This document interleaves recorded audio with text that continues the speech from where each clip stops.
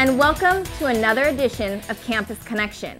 I'm Natasha Kalani. And I'm Shantae Passmore. On today's show, we'll be discussing how budget cuts are affecting potential transfer students and how high school athletics are also taking a hit. We'll talk about Long Beach State's music department and their weekly concerts. We'll also have some pointers on how students can plan their own study abroad trip. We'll sit down with the CSU Media Relations Specialist from the Office of the Chancellor. Later on the show, we'll look at diverse fashion styles from talented designers. For sports, we'll see how a Cal State Long Beach alumnus got first place in the Long Beach International Citibank Marathon. All this coming right up. We start the show with Campus Connection reporter Nydia Vasquez to discuss the budget crisis with faculty member Nancy Matthews. Here's Nydia. Thank you, ladies, and thank you, Professor, for joining us.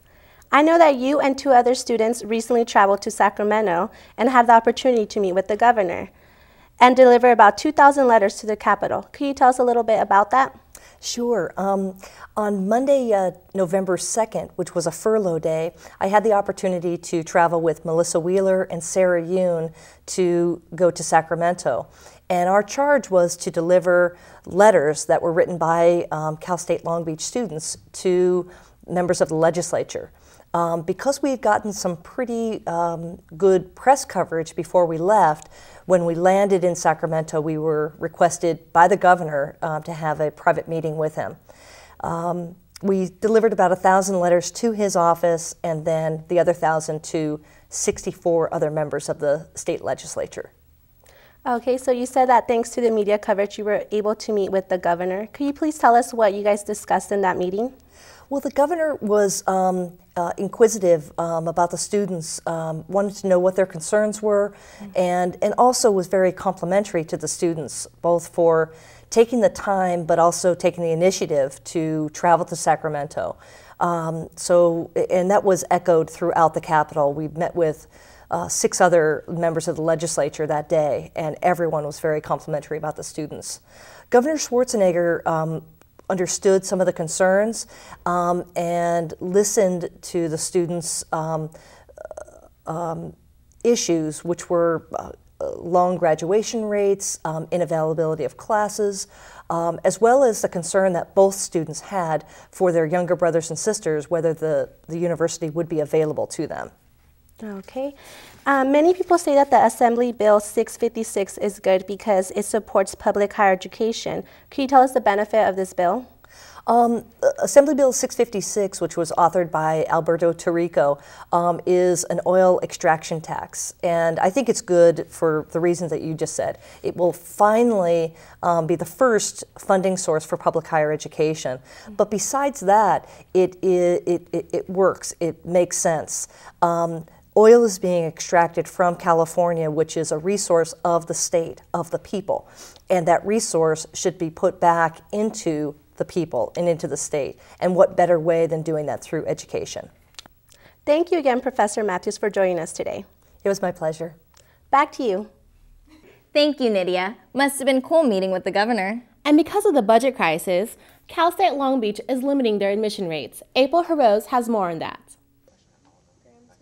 Comparing the admitted student for fall 2008 and fall 2009, there was a 28% cut for freshmen and 37% cut for transferring students. And this is the worst ever in its history. The fundamental cause is the state budget crisis. We took about a $47 million budget reduction this year, and so one of the several things that we're having to do to cope with this budget problem is to reduce enrollment. For spring 2009, Cal State Long Beach closed the admission and will be closed for spring 2010. We try to spread the impact across the academic year. When we close for the spring, that helps us or that enables us to maybe not be as limited for the fall semester. Cal State Long Beach has more reason to offer. All these decisions that we're making about limiting enrollment and other things are aimed at maintaining the quality of the academic programs that we have and the quality of the student experience on our campus. Because of the enrollment control, students who do not have a GPA of 2.5 are not encouraged to apply. Long Beach is a competitive campus. We have very, very high demand. And with the budget cuts, what that means is that the admissions requirements are higher. This new policy is already affecting students. I tried to transfer in the spring 2009, and I wasn't able to get in because of the lack of transfers that they were taking. This is not the first time Cal State Long Beach has reduced admissions. The university is now accepting the application of freshmen and transferring students for fall 2010. This is April Hyros on the campus of Long Beach State, reporting for Campus Connection. Thank you, April. After the break, we'll look at how local high schools are being affected by these budget cuts. What have you done for your marriage today? I got up and made my wife coffee. I picked up my husband's dirty socks this morning. I suppose I didn't yell at him for anything at all. Hassan was able to let me sleep in by taking care of him in the morning. What have I done for my marriage today? I flirted with my husband like when we first got married. What have you done for your marriage today? Do a little something special. Get started at foryourmarriage.org, a message from the Catholic Church.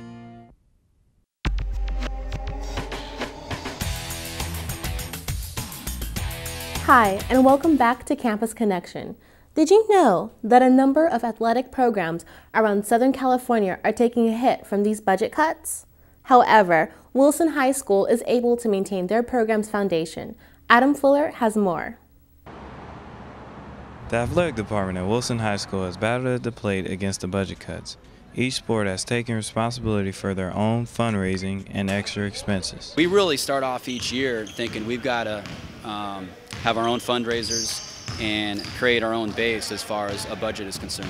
Our fundraisers are more dynamic, there's more alumni involved, there's more local community sponsors involved. Athletes are asked to produce on and off the court. They have to understand that participating in fundraisers is just as important as passing the ball to the open man. Donations were a lot easier to come by like a couple years back, and now we need more fundraisers to get more donations because it's harder to ask people for money nowadays because of the budget cuts and economy. We've been doing a lot more fundraisers this past year, like we've done basically every season we do a fundraiser. Okay. We need to come up with about $150. The football program brings in lots of money, which helps support multiple sports teams at Wilson. Organizing sporting events have become more costly. The revenue that football generates here at Wilson really goes to support most of the other teams, including a lot of the teams on the girls' side. Our expenses have gone up. We have increased officials' fees. We have increased transportation costs. Our vendors for uniforms and equipment costs, those have gone up. Some administrators believe the budget will continue to be a challenge. I'm not sure if it's going to get better. I think it's going to get different. I mean, we're talking about new avenues of raising money, and once we figure those out, we'll probably never get those resources we had before. Dedication by student athletes, support by parents and alumni have kept the train rolling for the Bruins. This is Adam Fuller reporting for Campus Connection. Great report, Adam. With all of the budget cuts, how long can we expect the crisis to last? Andy Torres is here with Eric Fallis, Media Relations Specialist of Public Affairs for the CSU Chancellor's Office. Maybe he can give us an idea. Thank you, ladies, and thank you, Eric, for being here. Thank you for the opportunity. First, I would like to ask you, is there any more budget cuts planned for this school year? Well, the budget situation in Sacramento is a little unstable at the moment, but we at the CSU certainly hope not. What are the reps of the CSU Chancellor's Office doing in Sacramento to recuperate at least part of our funds back? Well, actually today, the Board of Trustees is meeting on the 2010-2011 budget, which the Chancellor characterizes as a recover and reinvest budget. And that's exactly what it's going to do, recover the one-time cuts and then reinvest in building the CSU. In which ways do you think the students can help to pursue our state government to stop any further education budget cuts? Well, we really need student support. We also need faculty support, administrative support, and essentially anybody outside of the institution who cares about public higher education to really step up and advocate for this recover and reinvest budget and for the prioritization of public higher education in Sacramento. In which ways do you think our reps have failed to put the message across that sponsoring education is more important than sponsoring jailmates? Well, I don't think it's a failure of the message, and I think when you look at the PPIC and other polling, you see that Californians know that public higher education is important. I think there might have been some lack of that in lawmakers and other budget discussions, and that needs to be evaluated, where the CSU falls in the priorities of budget making.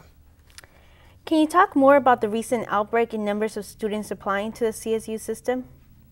Well, there are a couple of things. One, folks like you in the media, our community partners have really stepped up and helped us get the message out that you need to apply early, you need to be ready to apply when you do apply, and then you also need to have a backup plan, either another CSU or another university when you're applying to especially a highly impacted campus. Is the CSU system considered to become more competitive now that enrollment's being cut down and many more students are applying? Well, our general system standards are going to stay the same. However, campuses are going to give local preference to students who graduate nearby, but there is also going to be some campuses that are impacted at every single major, and those will become more competitive, and there are 2 campuses in that situation. Personally, how did you feel about the opinion piece that was printed in the LA Times 2 Sundays ago? It was a speech delivered by former trustee member Jeff Blake. Well, Trustee Bleich has actually been a tremendous leader in the CSU system and education overall in the state of California. And it's good to have our education leaders out there speaking about the priorities in the state of California. Thank you, Eric, for being here. Thank you. Now back to you, ladies. Thank you, Angie. Now on a different note, Campus Connection reporter Cecilia Paredes covers the university's music department and their weekly concerts performed by student musicians on campus. The university's music department sits on the far end of campus between the pyramid and the east parking structures. Just about every week here during the semester, Cal State Long Beach offers concerts performed by students who are considered some of the most gifted musicians. I've taught at different places, and I can say that in terms of a Cal State, CSU music department, we have, if not the strongest, very near the strongest music department in the entire state of California. The music department is trying to get the word out about the concerts. What I would like viewers to know, because of the music department, because of where we're located, a lot of students and people on campus really don't know we're here. That's a problem. I would love them to know that we exist. Yeah. Dr. Richard Berkemeyer, a professor of music at Cal State Long Beach, wants people to know they exist too. Earlier this semester, he required that one of his classes go to the Beach Cafe concert. I recommended that for students this semester, knowing first of all that it was going to be really a strong concert, and secondly that it would be performed by their peers, by students their own age, students they maybe go to class with even. So what did the actual concert goers think of the performances? I thought the concert was really well done. I really liked the music, the ambiance was great, the director really knew how to explain the pieces. Overall, I thought it was really nice. I thought it was really well done. Like musically, all the rhythms were really challenging. They put a lot of work into it. I liked it a lot. To find out when the next concerts are showing, visit csulb.edu/music. Reporting for Campus Connection, I'm Cecilia Paredes. Back to you, Shantae and Natasha. Thanks, Cecilia. Long Beach State is full of talented students. It sure is. After the break, we'll talk about students going abroad and take a look at different clothing styles. I used to have a goat. Where did it go? It went to a family who really needed it. You see, giving a family an animal is like giving them a business. The wool, milk, eggs all turn into income for medicine, school, clothing, a better home, a sustainable livelihood. Soon, the family is passing on the gift of the animal's offspring to another family who does the same and on until the whole community is lifted out of poverty. That is where my goat went, and that's why you give to Heifer International. Welcome back to Campus Connection. Let's fly on over to the Study Abroad office as reporter Jessica Dell tells us how students can plan their own academic adventure. For students interested in traveling, the Education Abroad office located in Brotman Hall is the place for students to visit. The office helps students by providing brochures, workshops, and fairs that offer a variety of study abroad programs, both campus affiliated and independent. So an independent program provider is someone that is an organization normally that's based in the U.S. that facilitates for American students the application process, accommodations, courses in a foreign country. Students who would like to go study overseas but don't know where to start can have all of their questions answered in just 1 or 2 visits. After a student goes through a workshop, he or she can make an individual appointment with a study abroad advisor in the office to talk about their specific interest in a country or how their major would fit with a particular place.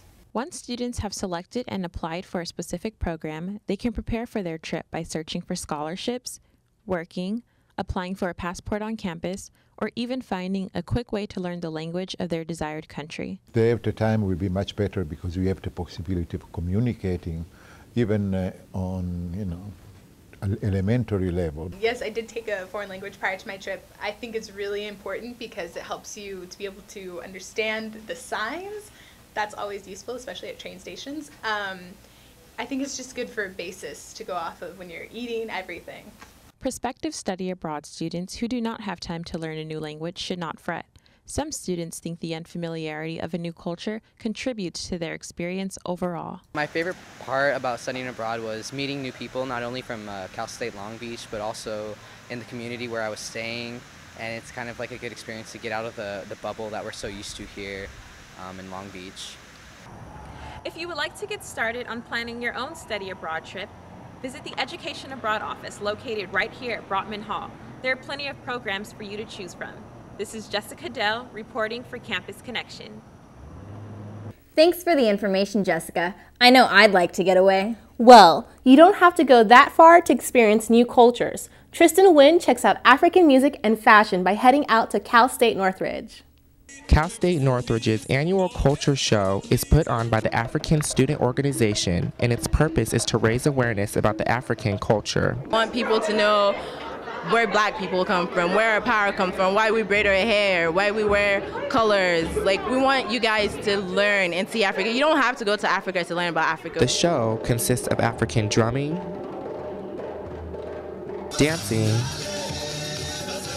marketplace, and fashion show.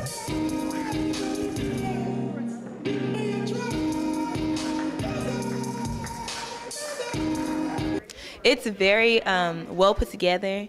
It's an honor to be a part of it. I love being a model and just doing, I'm not a professional model, but I love, getting all dressed up and getting makeup and hair done and wearing the clothes. So.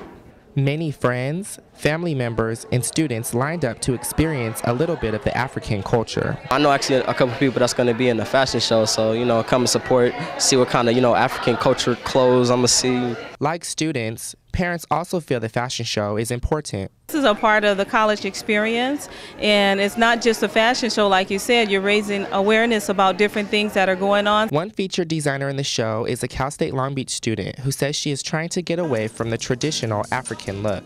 People think African fashion and they think head tie and, just wraps. So I'm trying to use that same fabric to make more contemporary looking items. The African Student Organization is trying their best to keep this annual event going. We need more activities on campus besides going out there to the clubs. This is a second alternative. The African Student Organization of Cal State Northridge is adding a unique and artistic flair to their semester while raising awareness of the African culture and applying it to today's contemporary fashions. Reporting for Campus Connection, I'm Tristan Nguyen. Back to you guys in the studio. Great story on the fashion show, Tristan.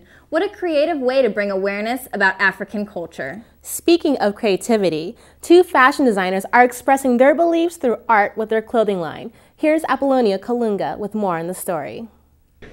At Calusa's recent holiday spring photo shoot, we got a glimpse at some of the new men's and women's clothing lines. We caught up with co-founder Alex Coulter-Vivoit. He explains why he started the company 3 years ago. I actually truly started the company because I want to inspire the world. growing up, I guess in a very negative environment, it was really difficult to be a part of just anything positive. Even though it looks like fun and games, it hasn't always been like this. Co-owner Michael Sands reminisces on what it took to start the company. It's hard work, and they call it grinding. It's grinding. Like seriously, we wouldn't sleep. I would sleep like 2-3 hours a day. I'll go sleep 4 or 5 in the morning every single night. Like there's just so much to get done. And in the beginning, you kind of have to do everything yourself. CSULB is designed to inspire people to do what they love and be who they want to be, instead of following the social norms. With each unique piece, no matter what the graphic may be, there is always a positive message behind it. I think every human being has something unique about them, and it's kind of like, it's your job to like really find out what it is unique about you and leave your mark on this world and kind of, inspire others through your own work. With all the hard work has come much deserved success. CSULB continues to grow and push the envelope as a company with their cutting-edge designs and concept tees. With their growing success, CSULB has not forgotten to give back to those less fortunate. On our online store, for every $50 you spend, we give away a free CSULB shirt to the Foundation Project Restore Philippines, and then they're going to ship our whole shipment over to the Philippines for us. To help, go to CSULB.com and click on their online store.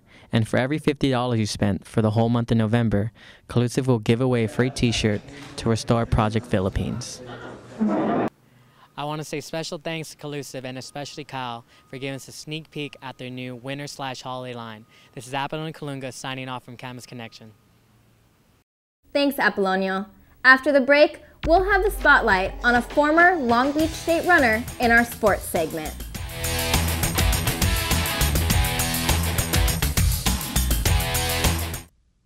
Making the world a better place is an intricate puzzle, and piece by piece, the women and men of Rotary have worked hard to fight hunger, promote literacy, and move the world toward peace.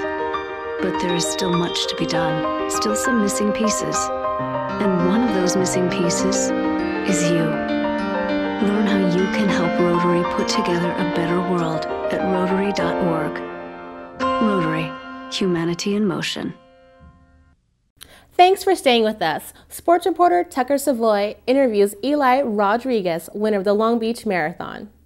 On October 11th, more than 5,000 men and women took part in the Long Beach International Citibank Marathon.